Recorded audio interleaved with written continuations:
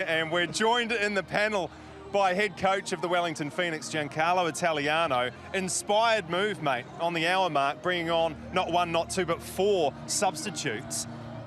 Why did you think the game needed 4 subs at that moment in time? Well, I thought we were pretty, for better use, average, better use of the word. Bit sluggish. In the first half, yeah. I think it was a combination of the fact that they changed a little bit on their press and then we didn't adjust well.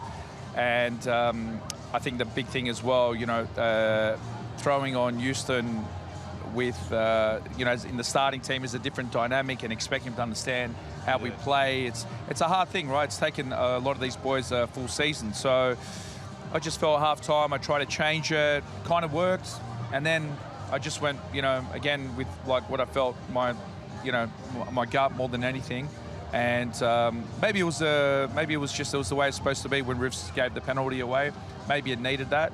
I was going to throw on Hughesy to go to a 5, and because if they were going to bring Iracunda, I was a little bit worried about getting stretched. So then I felt as though they were going to go for the game, so the space would have opened up. I was going to put on Costa and OVH, and then the game would have opened up. But you know, look, it's not like a big thing. The 4 subs was just what I felt, and I was glad because Finn Conch won the ball. And then OVH scored his first goal as well, so I'm buzzing for those kids, you know?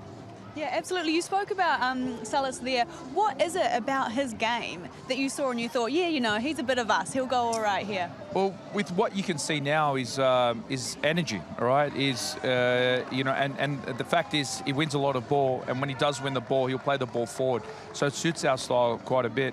And I feel like because he can play a number of positions, he's versatile. And you see with a lot of the boys, I put them everywhere. Sometimes they like it, sometimes they don't, but they're effective, you know, and he suits that to a T. And let's just rewind all the way back to the start of the game, even before the game. Oscar Zavada, a late scratch. Can you give us a little bit more information about that and how he's tracking? Well, I think after yesterday's session, he felt a little bit of soreness, and then today he's come in, reported to the physio again that wasn't feeling right, went through the warm-up, and then he came off and he said, look, he doesn't want to re-aggravate. It was a previous injury that he had a while back, so it's just more risk management and making sure that, you know, that he's okay for the remainder of the game. So we'll scan him first thing tomorrow, see how it is, and then hopefully it's just a small strain.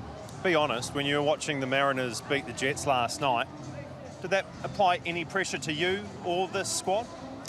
No, not really. I watched the game. Was I frustrated that they won? Yeah, I was, because, you know, I like to go into games, you know, without having that, you know, the external pressure. That's right. But again, you know, we can't control that. So the thing is, we can only control our performance. Was it the best today? Probably not, but we got the win. Mariners weren't at their best either yesterday. You know, Jets had a couple of big chances. So again, you know, like when you get to this stage of the season, I think it's more the turnover, grinding the games out, and hopefully that puts us in good position in a couple of weeks. 3-2 winners, 40 points, 7 games to go. The sky's the limit for your Wellington Phoenix, Giancarlo Italiano. Congratulations, mate. Thanks very much. Thanks, guys. Thank you. Cheers, mate. All right, let's get the other side of the ledger now. Hiroshi Ibusuki is standing by with Jason Pine. Cheers, mate. Congrats. Good on you, Chiefy. Thanks, mate.